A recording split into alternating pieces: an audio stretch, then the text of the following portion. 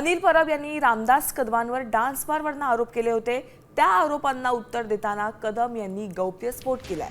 विलेपार्लेत एसआरएची योजना सुरू आहे, ती अजून पूर्ण झाली नाही।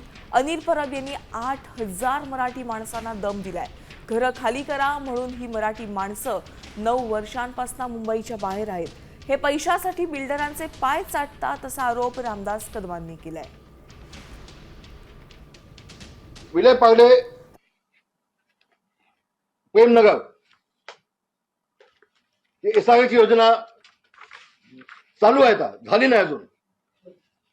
अनिल परब यांनी माझ्या ऍफिडेव्हिट आहे दिलेलं। अनिल परब यांनी 8000 मराठी माणसांना शाखेत बसून दम देऊन तुम्ही तुमची घरं खाली करून घ्या आणि या 8000 लोकांना तिथून खाली केलं। फक्त 1 वर्षाचं भाडं दिलं आणि त्यानंतर गेले 9 वर्ष ही सगळी माणसं मराठी माणसं ही मुंबईच्या बाहेर आहेत। पैसे खाण्यासाठी बिल्डरांचं पाय चाटतो। संजय कदम अनिल परब यांनी प्रेमनगरच्या प्रोजेक्टमधून भरपूर कोट्यावधी रुपयाचे कमावले। मी व माझ्यासारखे अनेक लोक देशोधडीला लागले। आमचा बिल्डर सहाना ग्रुपचा मालक सुधाकर शेट्टी यांनी अनिल परब याला 2 मर्सिडीज दिले आहेत। संजय कदम यांनी बिल्डरच्या पैशाने स्थानिक पदाधिकाऱ्यांच्या नवीन कोऱ्या बुलेट बाईक वाटल्या। हे माझं म्हणणं नाही,